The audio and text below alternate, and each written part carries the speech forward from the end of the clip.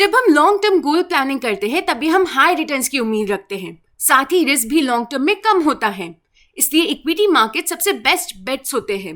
चलिए आज जैसे ही एक हाई ग्रोथ फंड को देखते हैं। हेलो फ्रेंड्स, मैं हूं हर्षदा पवार फ्रॉम इन्वेस्टमेंट पे चर्चे और आज हम चर्चा करेंगे PGI mid cap opportunities fund के बारे में। इस वीडियो में हम इस फंड की general information, investment style and management को जान लेंगे। हम इस फंड के रिटर्न्स को देखेंगे और इस फंड के पोर्टफोलियो में इंक्लूडेड सेक्टर्स एंड स्टॉक्स को स्टडी करेंगे। एंड में हम मेन क्वेश्चंस को टैकल करेंगे कि किन इन्वेस्टर्स के लिए ये फंड सही है और आपको इस फंड में कितना इन्वेस्ट करना चाहिए। दोस्तों, शुरू करने से पहले एक छोटी सी रिक्वेस्ट, अगर आपने हमारे चैनल को सब्सक्राइब नहीं किया हो तो कर लें और बेल नोटिफिकेशन ऑन करें ताकि आप मार्केट के साथ अपडेटेड रहे और आपको नए वेल्थ क्रिएशन वीडियोस रेगुलरली मिलते रहे। तो चलिए शुरू करते हैं इस फंड को जानने के साथ। PGI mid cap opportunities fund open ended equity fund है। 2 दिसंबर 2013 को ये फंड लॉन्च हुआ और ये मिड कैप कैटेगरी को बिलोंग करता है। मतलब ये फंड कुछ ऐसी कंपनीज में इन्वेस्ट करता है जो उस स्टेज में है जहां आज के टॉप लीडर्स पहले थे। ऐसी कंपनीज फास्टेस्ट ग्रोइंग होती है और इनमें बहुत चढ़ उतार आते हैं। इन कंपनीज का मार्केट कैप 500 से 1000 करोड़ रुपीस तक होता है। बुल रन में ये कंपनीज हाई ग्रोथ देखती है और बेयर मार्केट में लो जाते हैं जब इन्वेस्टर्स सेफर ऑप्शन चूज करते हैं। Mid cap fund large cap से ज्यादा ग्रोथ पोटेंशियल रखते हैं और स्मॉल कैप से कम रिस्क होता है। इस फंड का benchmark Nifty mid cap 100 TRI index है। इस फंड का एयूएम करेंटली 1498 करोड़ रुपीस है। अभी हम ब्रीफ में इस फंड हाउस को भी जान लेते हैं। PGI Prudential Financial Incorporated USA का ग्लोबल इन्वेस्टमेंट मैनेजमेंट बिजनेस है और इसका AUM currently 1.5 trillion US dollars है। Globally PGI 10th largest asset manager है।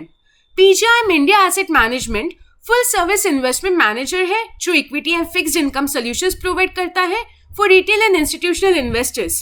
ये fund house 22 open ended funds operate करता है और साथ ही offshore and portfolio management services भी प्रोवाइड करता है। सुपीरियर रिस्क एडजस्टेड रिटर्न्स देना over long term without compromising quality of the portfolio इस फंड हाउस का इन्वेस्टमेंट फिलॉसफी है। रिस्क और वोलेटिलिटी पे भी उतना ही ध्यान दिया जाता है as returns. Rigorous research, risk management process and team over individual पे इस फंड हाउस का एम्फेसिस है। चलिए अब हम बात करते हैं इस फंड के इन्वेस्टमेंट स्टाइल के बारे में। ये fund asset allocation and investment objective को ध्यान में रखते हुए प्रीडोमिनेंटली मिड कैप में इन्वेस्ट करता है। Fund manager top down and bottoms up approach use करके स्टॉक बाय स्टॉक सिलेक्शन करते हैं और वैल्यूएशन पैरामीटर्स जैसे growth, margins, asset returns and cash flow को भी कंसिडर करते हैं। स्टॉक सिलेक्शन के लिए कंपनी के historical and current financial condition, potential value creation and उसका अर्निंग्स पे होने वाला possible effect, capital structure, business prospects, policy environment, strength of management, responsiveness to business conditions, products, brand equity, market share, ऐसे बहुत सारे factors को भी consider किया जाता है। ये फंड ऐसे कंपनीज में इन्वेस्ट करता है जिनका क्वालिटी बिजनेस है with above average potential for sustainable growth at reasonable price. Portfolio बनाने फंड मैनेजर एक अप्रोक्सीमेट एलोकेशन को फॉलो करते हैं। टॉप 40 to 45% एलोकेशन ऐसे कंपनीज में है जिनका अर्निंग स्टेबल और स्ट्रॉन्ग है। मिडिल 40 to 45% इन्वेस्टमेंट उन कंपनीज में है जिनके अर्निंग्स में स्ट्रॉन्ग ग्रोथ है और बॉटम 10 to 20% इन्वेस्टमेंट ऐसे अच्छे कंपनीज में होती है जो अभी बैड टाइम्स में है लेकिन फ्यूचर प्रॉमिसिंग है। इस फंड के मैनेजर मिस्टर अनिरुद्ध नहा है जो PGI India flexi cap fund के साथ और 3 फंड्स मैनेज करते हैं और जिन्हें 18 इयर्स का एक्सपीरियंस है। एंड मिस्टर विवेक शर्मा जो फिक्स्ड इनकम इन्वेस्टमेंट्स हैंडल करते हैं और जिन्हें 15 इयर्स का एक्सपीरियंस है। अभी हम इस फंड की पोर्टफोलियो को स्टडी करते हैं। PGI mid cap opportunities fund में 9.7% एलोकेशन लार्ज कैप को, 67.4% मिड कैप को और 15.3% स्मॉल कैप कंपनीज में है। Majority concentration mid cap and small cap में है, इसलिए इस फंड में मूवमेंट ज्यादा होते हैं।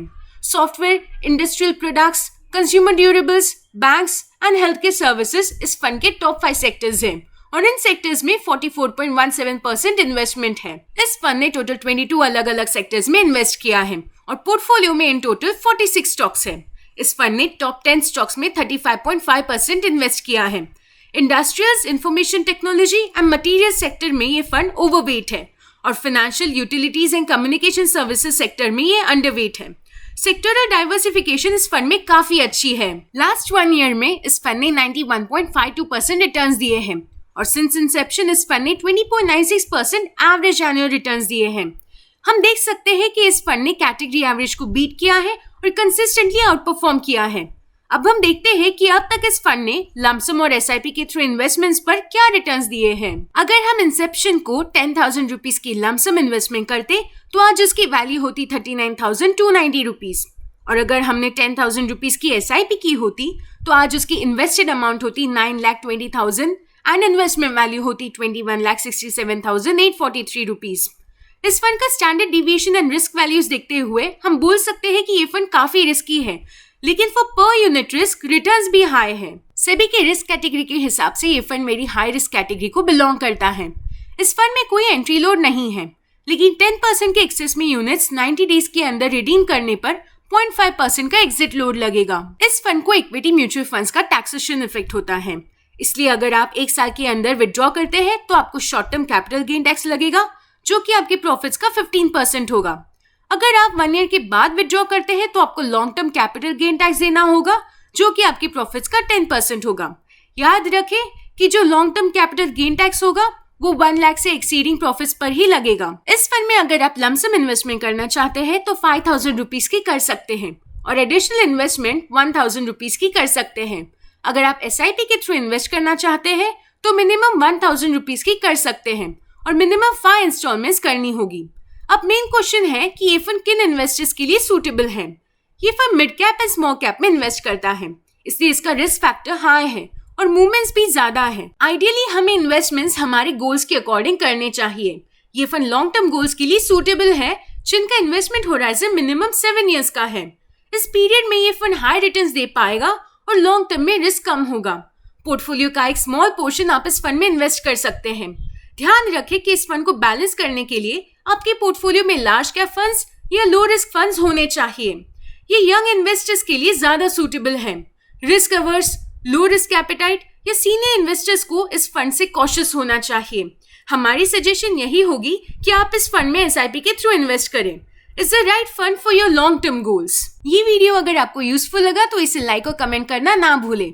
इस वीडियो को अपने फ्रेंड्स और फैमिली के साथ भी शेयर करें। अगर आपको कोई सवाल पूछना हो तो आप कमेंट्स के थ्रू पूछ सकते हैं। जल्दी वापस आएंगे एक नए फंड के साथ आपके लिए। Thank you.